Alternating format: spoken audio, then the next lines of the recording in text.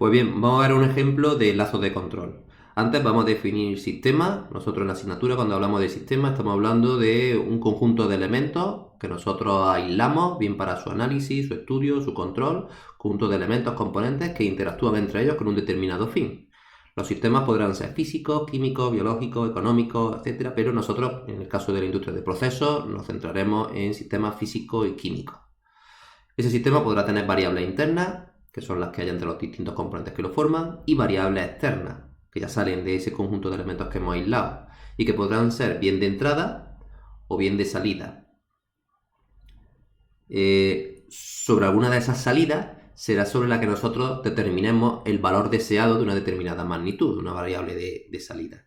Pues bien, el ejemplo que vemos aquí es el de un intercambiador de calor, que es un dispositivo muy típico en la industria de procesos. Pues sirve para aumentar la temperatura de un determinado fluido o también para reducirlo, aunque generalmente se habla de calentar un flujo primario a través de un fluido secundario. Un caso que se da, por ejemplo, en la pasteurización de la leche, donde cogemos, la leche no entra a una determinada temperatura, queremos calentarla a una temperatura muy específica para poder matar los microorganismos y luego bajar la temperatura bruscamente a otro determinado valor de temperatura para así con ese gradiente térmico asegurar esa pasteurización, ¿no?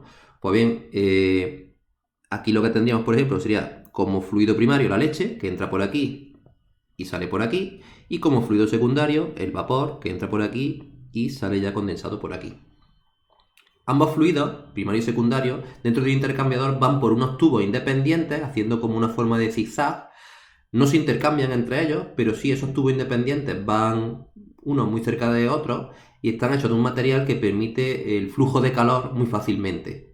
Bien, facilita ese intercambio de calor. Entonces la idea es que aquí tenemos la leche, o el flujo primario a una determinada temperatura de entrada, esto sería una variable de entrada al sistema, un determinado caudal, que también sería una variable de entrada, pasa por el intercambiador de calor y sale por aquí a una temperatura de salida, que esa es la que a nosotros nos interesa controlar. Y el caudal, como no hay pérdida dentro del intercambiador, se supone, pues el caudal de salida será también el mismo que el de entrada. Y luego por aquí, en lo que sería el flujo secundario, tenemos vapor. Vapor que al entrar dentro del intercambiador de calor cederá calor y a medida que ceda calor se condensará, con lo cual lo que tenemos aquí a la salida es el condensado. Bien, tenemos un actuador, que sería esta servoválvula, de tal forma que si esto se abre más, pasa más vapor, se cede más calor a la leche y por tanto esta temperatura sube. Si el valor de la apertura de la servoválvula sube. Sin embargo, si el valor de la servoválvula, el grado de apertura baja, pasa menos vapor y por tanto cuando pasa un determinado tiempo, pues la temperatura de la leche bajará. Así podríamos hacer un control manual. Si yo midiese de alguna forma la temperatura de salida de la leche, podría abrir o cerrar más la servoválvula y hacer un control manual. Pero eso no se hace. Porque hacerlo lo suficientemente rápido tendría que estar ahí un operario el 100% del tiempo. Entonces lo que se hace es con lazos de control automáticos. Entonces la tarea del ingeniero de control básicamente es determinar los elementos que hacen falta, diseñarlos, de tal manera que la variable que deseamos controlar, en este caso la temperatura de salida, pues tenga el valor deseado y además sea un valor que se pueda modificar. Es verdad que en el caso de la pasteurización eso suele ser un valor fijo desde la temperatura que se da en un determinado punto, pero hay otras aplicaciones donde a lo mejor esa variable sí se quiere modificar, como por ejemplo, yo sé, en producción de energía, en un molino eólico, dependiendo de la velocidad del viento, pues puedes querer que trabaje ciertos tipos de turbinas que quieras que giren a determinada velocidad para intentar sacar el rendimiento óptimo de aprovechamiento de la energía eólica. O, por ejemplo, los paneles solares, que la inclinación pues no es siempre la misma. Tú quieres controlar la inclinación en función de lo que sería la hora del sol que está para que reciba la mayor energía solar posible. Pues bien, si hiciésemos un lazo de control de este intercambio de calor, lo primero que necesitaríamos sería medir la temperatura de la leche, esta temperatura, con un dispositivo que será un sensor o un medidor de temperatura. En este caso, esta simbología que aparece aquí es lo que se llama P&I, de Piping and Instrument, de instrumento y conducciones. Entonces, bueno, esto de aquí, este circulito, significa TT de transmisor de temperatura del lazo 10. Entonces, pues bueno, pues aquí tendríamos el medidor de temperatura. Ese elemento tiene que mandarle esa señal al controlador de temperatura, que es este otro de aquí, que es el controlador de temperatura del lazo 10. Ese recibe por aquí la medida de la temperatura y por otro lado recibe la referencia de temperatura o set point, que es esta de aquí.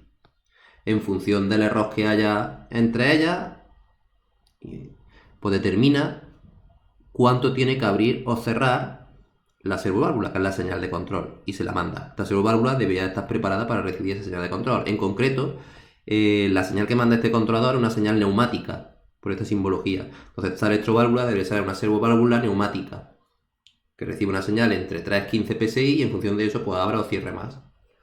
Entonces, la idea de este lazo de control sería que en función de la temperatura de salida de la leche, si es muy baja, pues este controlador se daría cuenta de que el error está aumentando y lo que le mandaría sería una señal a esta servoválvula para que abriese, dependiendo de la diferencia que hubiese, abriese un poquito o mucho, para que entrase más vapor por aquí y entonces hubiese un mayor intercambio de calor o se ceda más calor a la leche y por tanto esta temperatura suba al valor deseado. Y si sube por encima del valor de set point, pues al contrario, se le mandaría una señal para que esto cerrara un poquito. Y la idea pues sería mantener esta temperatura, si esta es la referencia, pues lo más cercana posible a ese valor de referencia. Seguiremos comentando más lo que es un lazo de control en mayor detalle y especificando cada uno de sus elementos, las funciones que hay y las señales que aparecen. Esto ha sido un poco introducción a lo que es un lazo de control. Como primer sistema de control, pues bueno, en la antigüedad en Grecia aparecen algunos dispositivos de relojes de agua para controlar el nivel, tipo flotador. Este, por ejemplo, de aquí era para mantener el nivel del líquido a esa altura. Cuando por aquí esto estaba tapado, pues no pasaba nada, pero cuando se abría, pues había un flujo de salida, por tanto el nivel bajaba, pero al bajar el nivel, este flotador que hay aquí, que obstruye esta tubería, permite que pase un flujo de entrada. Al pasar este flujo de entrada, si este caudal de entrada es mayor que el de salida, esto empieza a subir y subiría hasta que llegas otra vez aquí. ¿Vale? Si esto ya se tapa, pues ya se quedaría ese nivel. O esto de aquí, que es un flotador parecido a lo que sería la cisterna de un váter, donde tenemos por aquí un caudal de entrada de agua.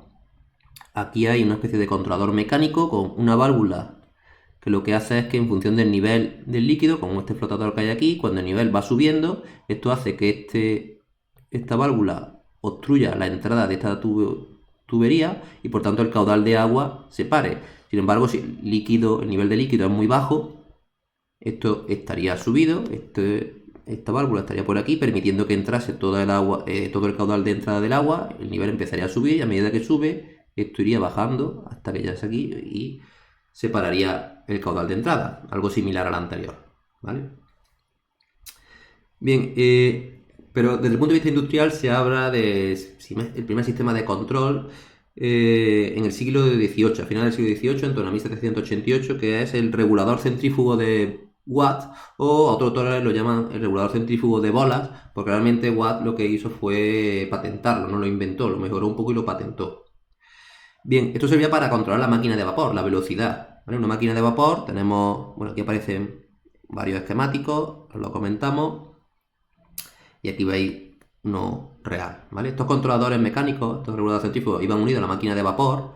La máquina de vapor al final lo que hace es que alimenta, digamos, un motor con vapor. Aquí a través de unos pistones se transforma el movimiento de estos pistones en un movimiento rotacional de giro, y entonces lo que tenemos al final es una velocidad de giro, ¿vale? De la máquina de vapor.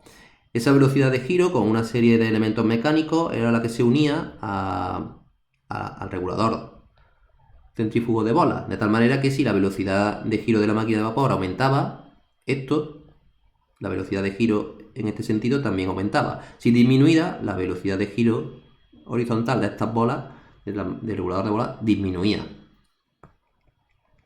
Y esto a su vez estaba unido también con un dispositivo mecánico a una especie de válvula que en función de si esto subía o bajaba obstruía el paso de vapor al motor de vapor.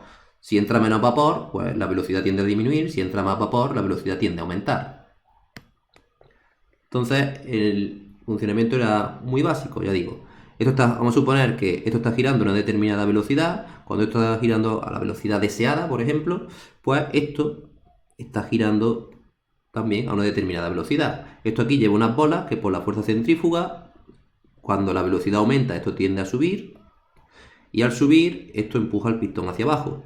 Si por el contrario la velocidad disminuye, estas bolas bajan, y al bajar estas bolas, que van asociadas aquí con un dispositivo mecánico, a un pistón de aquí que esto sube. Cuando este pistón sube, pasa más vapor. Cuando este pistón baja, obstruye el paso de vapor y pasa menos vapor. Si pasa más vapor, la velocidad sube. Si pasa menos vapor, la velocidad de giro de la máquina de vapor disminuye. Y si la velocidad de la máquina de vapor disminuye, esta velocidad de aquí también disminuye. Entonces ya digo, vamos a suponer que esto estaba girando a la velocidad deseada y porque ha aumentado la carga de la máquina de vapor, de repente disminuye esta velocidad de giro. Pues bien, si disminuye esta velocidad de giro, la velocidad del regulador centrífugo de bolas también disminuye de manera proporcional y entonces las bolas tienden a bajar. Si las bolas tienden a bajar un poco, este pistón tiende a subir un poquito. Al subir este pistón un poquito, abre más la válvula, pasa más vapor y al pasar más vapor incrementa la velocidad de giro de la máquina de vapor, intentando que vuelva al valor previo o a un valor cercano al valor previo que tenía, que era el valor deseado. Ese sería un poco el funcionamiento básico de lo que es el regulador centrífugo de bolas.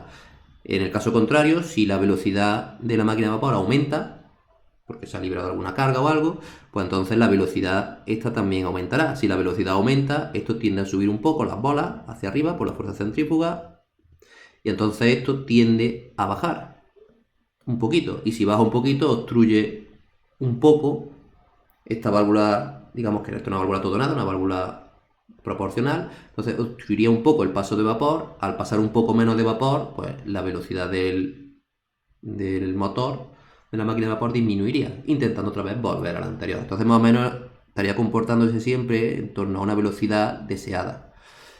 ¿Qué pasaba? Que en ciertos casos esto no funcionaba así, en torno a un valor de velocidad más o menos constante, sino que de repente empezaba a la oscilación a incrementarse y no paraba de oscilar. Se decía que el sistema se volvía inestable. Entonces, a finales del siglo XIX, en torno a 1868, aparecen los primeros estudios de estabilidad, precisamente por Maxwell, que estableció condiciones de estabilidad en estas máquinas que modelaba por ecuaciones de primer grado, por ecuaciones diferenciales de primer orden, segundo orden y tercer orden. Y para esos tipos de ecuaciones diferenciales llegó a establecer condiciones de estabilidad para que estas máquinas no se comportasen de esta manera indeseada.